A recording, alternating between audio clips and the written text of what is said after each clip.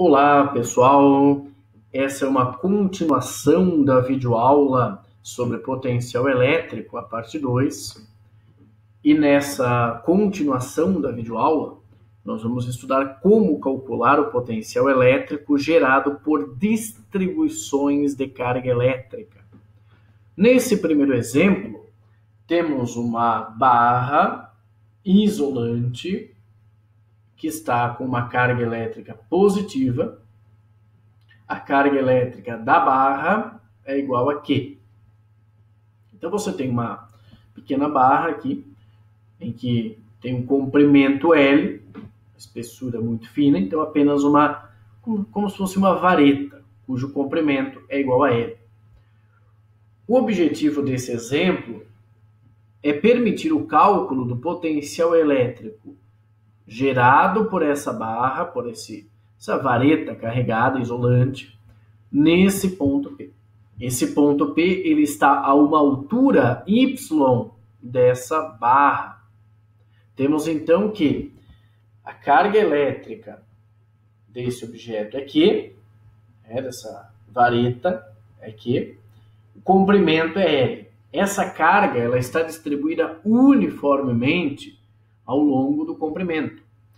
Quando você tem uma distribuição de carga elétrica ao longo de um comprimento, você utiliza o lambda, que é a distribuição linear de carga elétrica.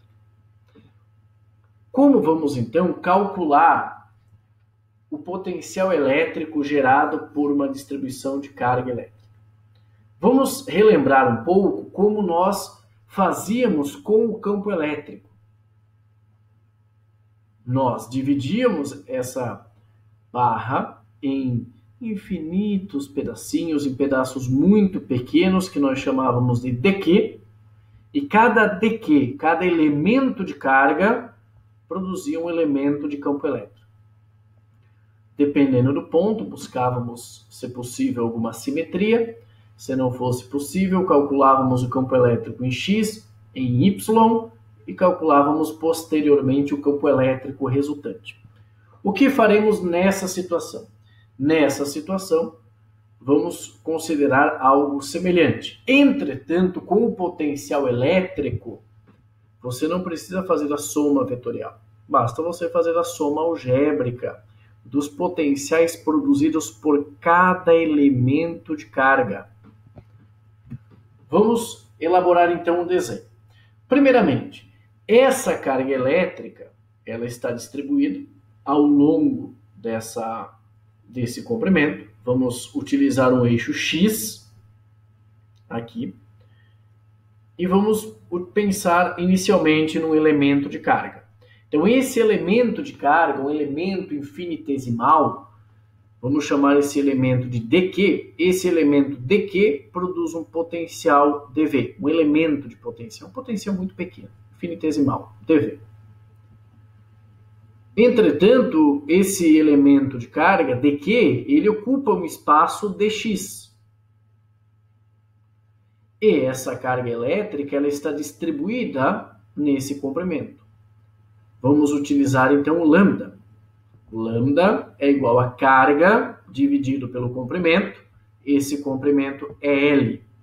Vamos considerar nessa situação que a distribuição de carga ela é uniforme nessa superfície, nessa região. Podemos escrever então que lambda é igual a carga dividido por L e é igual a dQ dividido por dx, em que dx é esse elemento de espaço ocupado por dq. Esse elemento de carga dq, que produz um potencial dV, ele está a uma distância do ponto P. Podemos observar aqui, pessoal, a distância D, essa altura Y e essa distância X. O que varia? Essa distância varia, pois uma hora esse elemento de carga vai estar mais próximo, ele vai estar a uma distância dy, e depois ele pode estar a uma distância muito maior. Então essa distância ela vai mudando, e ela vai dependendo de quem? Ela não depende do y, porque essa distância y permanece constante. Ela depende da distância x. Então, essa distância x, ela vai de 0 até L, em que L é esse comprimento. Vamos escrever aqui, então, temos o ângulo θ entre essa distância y e essa distância d. Podemos escrever que d é igual a raiz quadrada de x ao quadrado mais y ao quadrado. É a aplicação do teorema de Pitágoras. Vamos utilizar um raciocínio muito semelhante àquele que utilizávamos no cálculo do campo elétrico. Um elemento de carga gera um elemento de campo elétrico. Então, um elemento de potencial, uma carga elétrica infinitesimal, vai produzir um dV. Um potencial infinitesimal. E o potencial infinitesimal é dado por dq dividido por 4πε0 vezes d. Esse resultado ele vem de onde? Ele vem lá dos slides anteriores. Nós percebíamos que o potencial elétrico gerado por uma carga é Q dividido por 4πε0 d. Vamos utilizar então esse resultado para obtermos o potencial elétrico nesse ponto. Vamos escrever então. dV é igual a dq dividido por 4πε0 d. dV é igual, no lugar de dq, podemos escrever lambda vezes ΔX, vezes dx, aliás. E esse dx, ele varia de 0 até L, dividido por 4πε0 d. No lugar do d, vamos substituir por x ao quadrado mais y ao quadrado elevado a 1/2. Temos então aqui, podemos fazer uma integração. Por quê? Porque você tem o dx e você tem o x. Esse potencial infinitesimal é produzido por esse elemento de carga que ocupa um certo espaço dx. Para calcularmos o potencial total, basta somarmos os potenciais gerados por cada elemento. Então, você tem um elemento de carga aqui, você tem um elemento de carga aqui. Você vai fazer o quê? Você vai somar todos esses elementos, o potencial, aliás, gerado por cada elemento, você vai somar esses potenciais. E você vai fazer uma soma algébrica, pois, como já falamos anteriormente, potencial elétrico é uma grandeza escalar. O potencial, então, é a integral dV. Lambda, 4πε0 são constantes. Integral dx, limites de integração de 0 a L, x quadrado mais y quadrado elevado a 1/2. Para você fazer esse cálculo da integração, você pode substituir o x, esse x. O x e o y, observem esse triângulo, retângulo. Eu posso escrever que a tangente de θ é x dividido por y. Então, x pode ser igual a y vezes a tangente do ângulo. E a tangente do ângulo também muda, porque nessa situação você tem uma tangente. Nessa situação, outra tangente. Para resolver essa integral, você pode utilizar a substituição trigonométrica, escrevendo x igual a y vezes tangente de θ. dx vai ser y vezes secante ao quadrado de θ, dθ. Então, você pode utilizar a substituição trigonométrica para resolver. Nós, nessa situação, pessoal, eu já fiz a resolução, mas é um bom exercício para você relembrar como você resolveria esse tipo de situação. Temos, então, que potencial elétrico gerado por essa pequena barrinha, nesse ponto P, é dado por Q, porque o lambda é a carga dividido pelo comprimento. Lambda é a carga dividida por L. Q sobre L, 4πε0, ln de L mais raiz quadrada de L ao quadrado mais y ao quadrado dividido por y. Então, esse é o potencial elétrico. Esse potencial elétrico, basta você saber dessa distância y e essa distância L, além da carga do objeto. Então, esse é o potencial elétrico no ponto P. Outro exemplo, eu vou apresentar agora mais 2 exemplos. Um outro exemplo é um aro semicircular.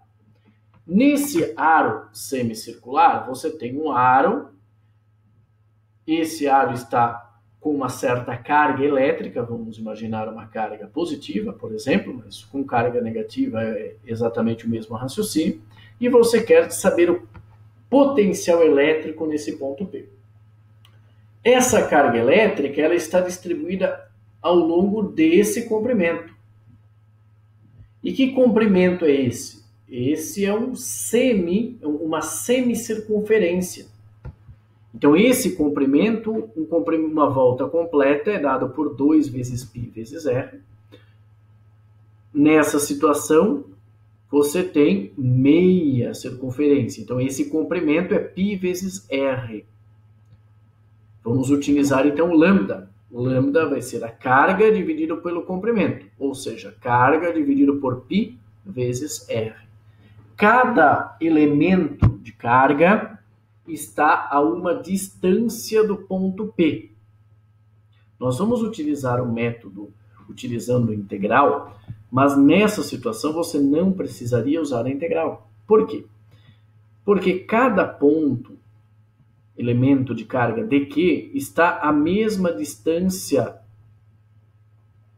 do ponto P. Então, esse elemento de carga dq está a uma distância r do ponto P. Esse elemento de carga que está aqui, ele está a uma distância r do ponto P. Esse elemento de carga que está aqui, ele está a uma distância r do ponto P. Todos esses elementos de carga, eles estão na mesma distância do ponto P, são equidistantes ao ponto P. Então, bastaria você calcular. O potencial vai ser dado pela carga, utilizando aquela equação, 4π ε0 vezes d, em que d é o raio. Então, esse vai ser o resultado que nós vamos obter. Mas, vamos, então, obter utilizando também o resultado, o raciocínio que nós utilizávamos anteriormente. Então, vamos lá. Você tem um elemento de carga dq, essa carga elétrica ela está distribuída ao longo desse comprimento, L. Então, vamos escrever que lambda é igual a carga dividido por comprimento. Mas qual é o comprimento? O comprimento é π vezes r. E você tem um elemento de Q, esse elemento de carga dq, ele ocupa um espaço. Esse espaço também é chamado de ds. Então, esse lambda é igual a dq sobre ds. Todo elemento de carga vai gerar um potencial muito pequeno, infinitesimal, dv. Então, esse elemento de carga dq vai gerar um dv. E esse dv é dado por dq, dividido por 4π ε0 vezes d. No lugar de dq, nós vamos substituir isso por lambda vezes ds. Temos, então, que dv é igual a lambda vezes ds dividido por 4π ε0 vezes d. Nós não podemos integrar ainda porque você tem ds aqui e você tem d aqui. Então, nós precisamos, então, ver quais são esses limites da integração e em função do que nós vamos integrar. Observem que nós começamos a analisar a partir desse ponto. Então, desse ponto, nós começamos a analisar nesse sentido anti-horário, por exemplo. Nós vamos, então, atribuir um ângulo θ. A partir desse ângulo aqui, esse é o ângulo zero, nós vamos atribuir aqui um ângulo θ. Esse ângulo θ, ele começa em 0, π sobre 2 e π. Então, esse ângulo θ, que nós contamos a partir desse arco, ele tem um início em 0, ele vai até π. Se você tivesse uma volta completa, 2π. Esse é o ângulo. Vamos, então, utilizar um elemento infinitesimal de ângulo. dθ. Então, você tem aqui um ângulo muito pequeno. Esse elemento dq, ele ocupa um espaço ds, e esse ds você relaciona com um ângulo muito pequeno dq. Já vimos em aulas anteriores que podemos relacionar esse ângulo dq. Esse ângulo dq vai ser dado por ds sobre r. Podemos escrever, então, que ds é igual a r dθ. Então, dθ vai ser dado por ds sobre r. Vamos substituir esse resultado na equação anterior. Vamos escrever, então, que dv é igual a lambda vezes r vezes dθ dividido por 4πε0d. Mas essa distância, ela é constante. E essa distância é r. Você tem r em cima e r embaixo. Então, você pode cancelar esses dois termos. Vamos fazer a integração, então. Temos que dv é igual a lambda dθ dividido por 4πε0. Mas quais são os limites de integração? Nós, inicialmente, pensamos em um ângulo em relação a esse eixo vertical. E a partir desse sentido, movimentando-se ao longo desse sentido anti-horário. Então, esse ângulo θ ele varia de 0 até π. Temos, então, que potencial é igual a integral dv é igual a lambda 4πε0, integral dθ, cujos limites da integração são 0 e π. dθ de 0 a π é igual a π.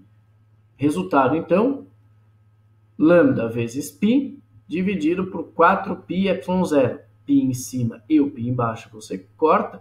Você tem, no lugar de lambda, carga sobre π vezes r. Então, você tem carga dividido por 4πε0r.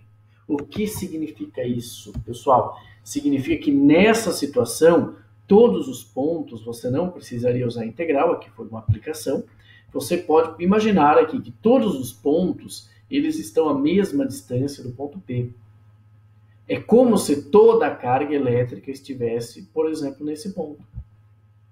É como se você tivesse uma carga Q nesse ponto, a uma distância R do ponto P, o potencial elétrico produzido por essa carga é igual a 4πε0R. Então, o potencial elétrico produzido por um arco semicircular nesse ponto P é igual a Q dividido por 4πε0R.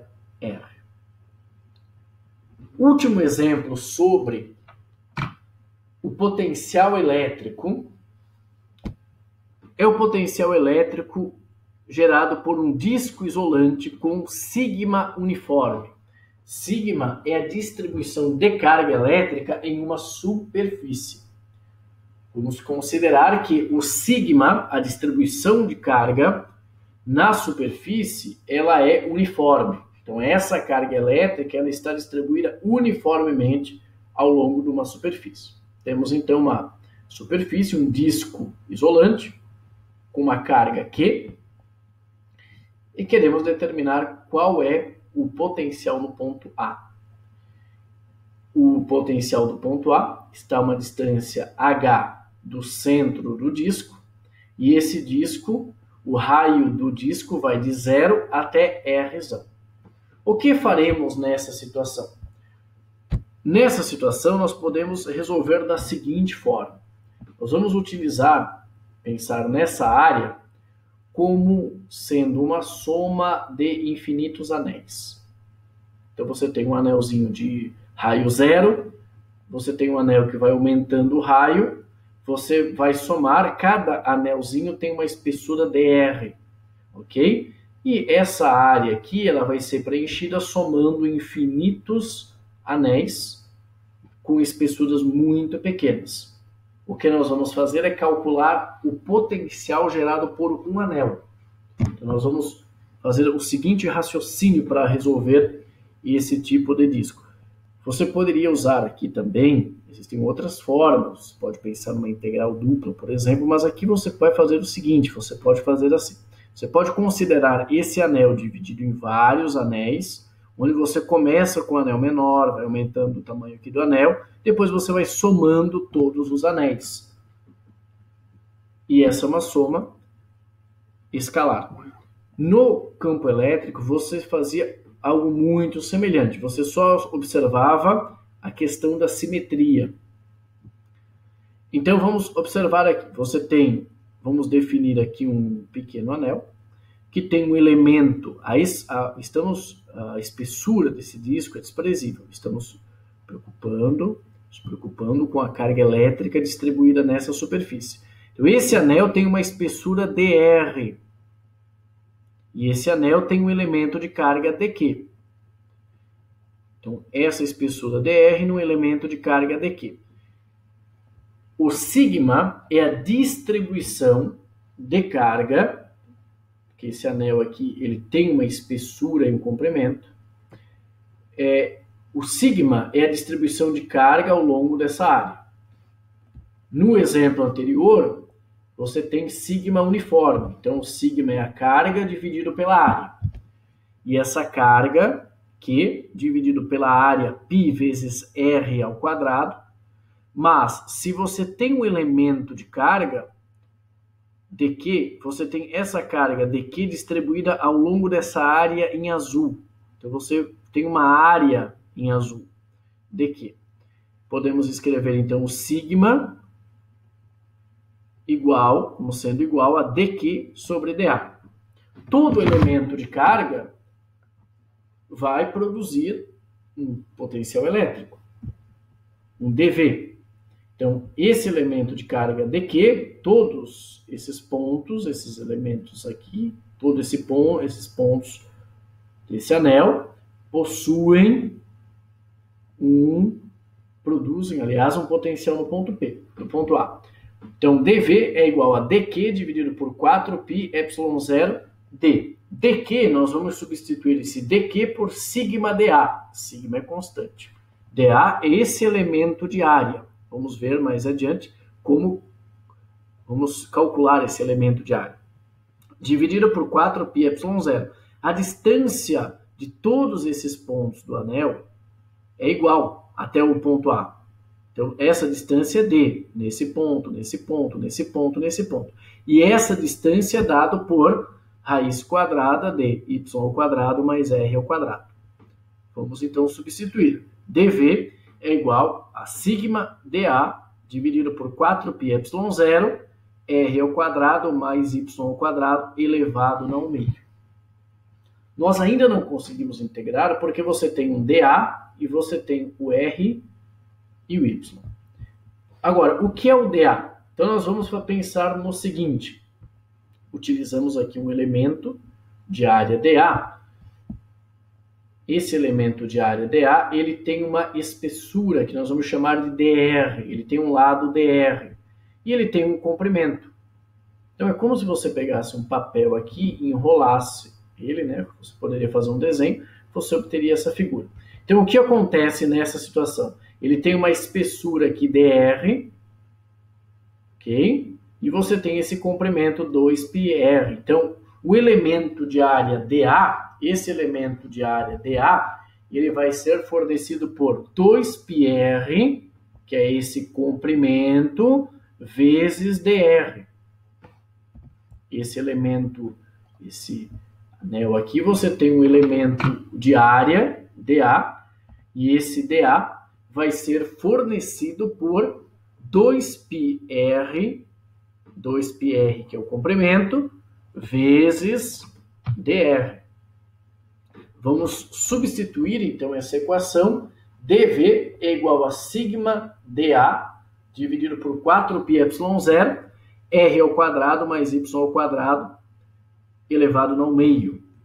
No lugar de dA, vamos substituir por 2πr dr, dividido, vai ficar sigma igual a sigma 2πr dr, dividido por 4πε0, r ao quadrado mais y ao quadrado elevado ao meio. Você tem dr e r. Y é constante, não varia. O que você vai fazer agora, então, é calcular essa integral. Potencial é igual a sigma ε0, integral 2r. Esse 2r foi mantido, 2R dr, esse 2R foi mantido por um motivo. Você tem aqui embaixo r² mais y² elevado a 1 meio. Você pode chamar aqui por um método de substituição, você pode chamar r² mais y² du, e du vai ser 2R dr. E 2R dr você já tem aqui em cima.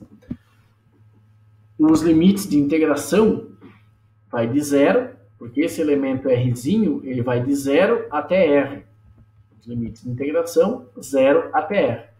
Resolvendo a integral e no lugar de sigma, do sigma, vamos substituir por carga dividido por 4π vezes R², temos que o potencial elétrico no ponto A é a carga dividido por 2πε0, R² raiz quadrada de y² mais R² menos y. Um resultado muito interessante é o seguinte, esse potencial ele depende da altura y. Ele só depende nessa linha, ele só depende dessa altura y. Então, se você tem um ponto mais abaixo, a única variável que vai sofrer alteração é o y. Então, esse potencial ele é uma função de y. Quando você calcula o potencial, é importante você analisar nessa situação, por exemplo, no espaço, do que ele depende. Ele depende da carga, ele depende do raio, do disco, mas se você variar o y, ele é uma função que depende do y. Então, se você tem o y mais próximo ou mais afastado do disco, você terá uma alteração no potencial. Esse resultado, esses 3 exemplos, foram 3 exemplos sobre como calcularmos o potencial elétrico. Vamos agora obter outro resultado muito interessante e muito importante. Até agora, nós calculávamos o potencial elétrico a partir do campo elétrico. Lá na parte 2, nós víamos que potencial final menos potencial inicial é igual a menos integral de E ds. Agora, vamos obter o campo elétrico a partir do potencial elétrico. Então, observem a seguinte figura. Você tem 2 superfícies equipotenciais. Elas não possuem o mesmo potencial. Você tem essa superfície equipotencial e você tem essa superfície equipotencial. Então, nessa superfície equipotencial tem um determinado potencial, nessa outra superfície equipotencial tem outro potencial. Existe uma diferença de potencial entre essa superfície e essa. O que ocorre? Uma carga elétrica que ela vai ser transportada pelo campo elétrico dessa superfície equipotencial até essa superfície equipotencial. Você tem uma diferença de potencial, então o campo elétrico realiza um trabalho. Esse trabalho é um trabalho infinitesimal aqui, então esse trabalho eu vou chamar de dW. dW é igual a menos que dV, em que dV é essa diferença de potencial. Esse assunto nós já estudamos anteriormente. O campo elétrico, então, vamos relembrar isso que é importante. O campo elétrico, você vai ter uma carga que vai ser transportada dessa superfície equipotencial para essa. E o campo elétrico vai realizar um trabalho para isso. Por quê? Porque você tem uma diferença de potencial. Essa partícula vai ser deslocada aqui ao longo desse eixo, vamos chamar esse eixo de S. É um eixo no espaço que aponta para cá. Você tem um deslocamento ds. O deslocamento ds é o deslocamento da carga dessa partícula carregada nesse eixo, dessa partícula eletricamente carregada nesse eixo S. O campo elétrico forma um ângulo θ com esse deslocamento. O trabalho realizado pelo campo elétrico ele pode ser calculado de 2 formas. dW é igual a menos que dV, ou pela definição de trabalho, força vezes o produto escalar, força vezes o deslocamento. Então, dW é igual, força é igual a Q vezes E. Q vezes E vezes ds. Esse campo elétrico ds. Percebam então que agora nós temos o trabalho, nós temos duas formas de calcular o trabalho. dW igual a menos Q dV e dW igual a Q e produto escalar ds. Qual elemento do campo efetivamente realiza trabalho? Realiza trabalho aquela componente que está na direção do deslocamento. Porque esse campo elétrico E, você pode dividir aqui, decompor ele em duas componentes. Uma componente no eixo S, que nós podemos chamar de ES, e uma componente perpendicular ao deslocamento. E essa componente perpendicular ao deslocamento, ela não vai realizar trabalho. Pela definição de trabalho, temos que dW é igual a Q e ds cosseno do ângulo. Essa componente é o E vezes o cosseno. Então, a componente que realiza trabalho é o E vezes o cosseno. Observem agora, então, um resultado muito interessante. Temos que o campo elétrico, nós vamos decompor esse campo elétrico em duas componentes. Essa componente perpendicular ao deslocamento não vai realizar trabalho, mas essa componente que está na mesma direção do deslocamento, sim. Nessa situação, ele está no mesmo sentido, mas mesmo em sentido oposto, poderíamos utilizar o conceito de trabalho, pois trabalho é o produto escalar. Você pode ter trabalho positivo e trabalho negativo.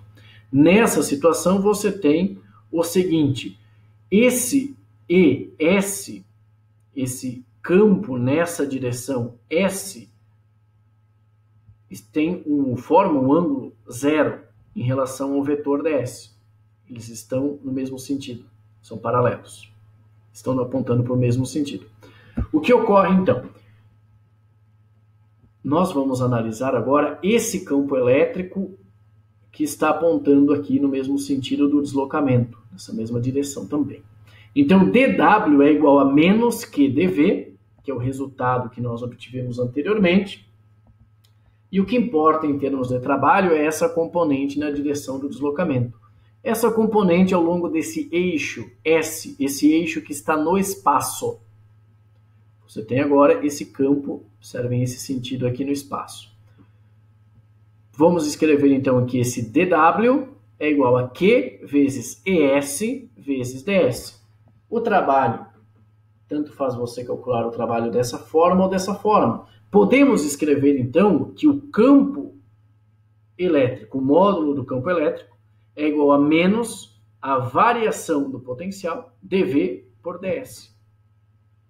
Ou seja, o módulo do campo elétrico ele é igual ao negativo da variação do potencial ao longo desse espaço, ao longo desse eixo, ao longo dessa trajetória ds. Então, se você sabe como o potencial elétrico varia ao longo do espaço, você pode calcular o campo elétrico. Pois o campo elétrico vai indicar o que nós vimos anteriormente, lá na primeira parte da segunda videoaula. Se você seguir o campo elétrico, você tem uma queda no potencial. Você está movimentando-se para regiões em que o potencial elétrico é menor. E aí nós analisávamos o potencial tendo como referência o campo. Agora nós vamos analisar o campo tendo como referência o potencial. Esse campo, ele está ao longo desse eixo S, é o campo ao longo do eixo S. E esse deslocamento da partícula, ela foi ao longo desse eixo S, mas esse deslocamento poderia ter componentes. Você poderia ter um outro deslocamento em função de x, y, z, e o campo também poderia ter componentes x, y, z em 3 dimensões. Então, você teria uma derivada, uma variação do campo em relação ao espaço.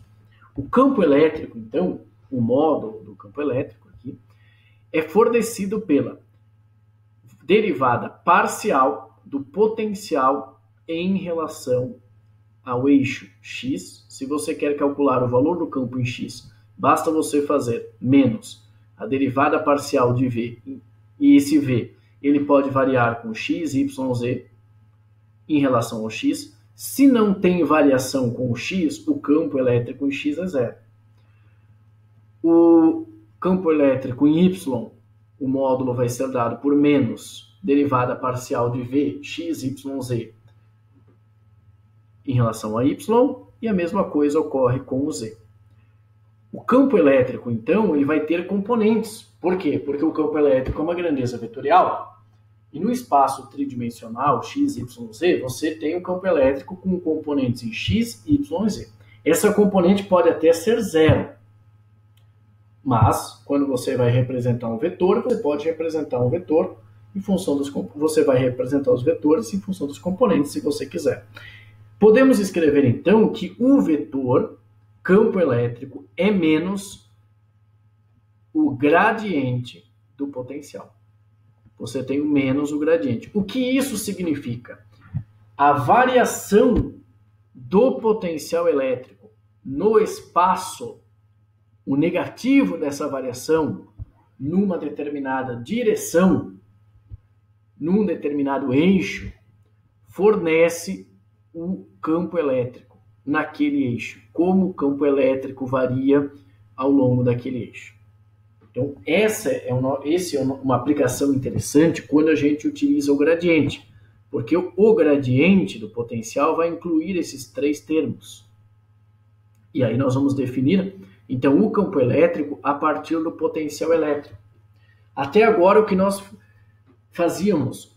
Nós, sabendo o potencial elétrico, nós calculávamos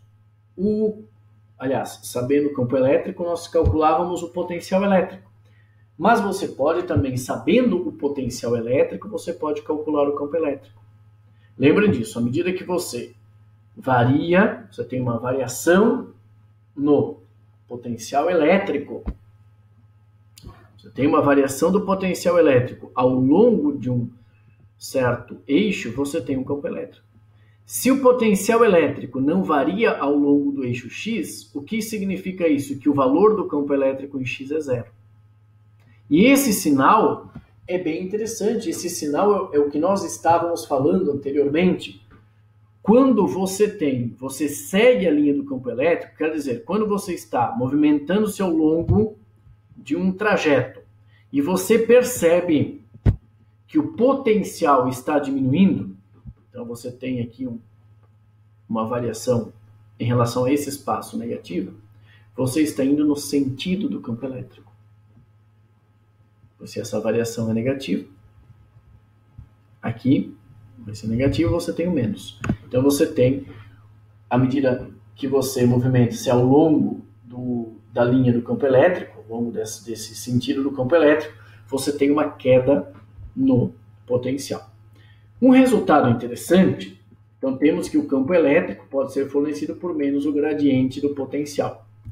Um resultado interessante é esse do disco. O disco, o potencial elétrico gerado pelo disco no ponto A, ele depende apenas, além das outras grandezas, mas ele depende do Y. Ele não depende do X. Ou seja, não existe campo elétrico resultante aqui em A, não existe campo elétrico em X, em virtude do disco. Uma outra forma de fazer isso era o que nós fazíamos quando a gente calculava o campo elétrico. Cada elemento de carga gera um campo, então você tem um campo para cá, um outro para cá. Nós fazíamos a decomposição, observávamos uma simetria que esse campo em X cancelava esse e calculávamos o campo elétrico. Ok, mas sabendo o potencial elétrico, você já consegue obter informações importantes. Então, um exemplo. Observem esse exemplo. O potencial elétrico gerado por um disco, conforme vimos nesse exemplo anterior, o potencial elétrico é dado por 2π ε0 r ao quadrado raiz quadrada de y ao quadrado mais r ao quadrado menos y. Você quer calcular o campo elétrico em y. O campo elétrico, você vai calcular o campo elétrico, você vai utilizar menos o gradiente do potencial. Mas esse campo elétrico, esse potencial elétrico, ele não varia nem em x e nem em y. Então, o campo elétrico em x, aliás, ele não varia nem em x e nem em z. Então, o campo elétrico em x e em z é zero. Ele só varia em y. E o campo elétrico em y, o que você vai fazer? Você vai fazer menos a derivada parcial do potencial em relação ao y. Resolvendo, você obtém carga dividido por 2 ε0 π r ao quadrado, 1 menos y raiz quadrada de y ao quadrado mais r ao quadrado. Então, sabendo o potencial elétrico, você consegue também obter o campo elétrico. Nesse ponto, pessoal, nós terminamos, então, o assunto potencial elétrico. Essa foi a nossa aula de hoje, pessoal. Até mais e até a próxima aula.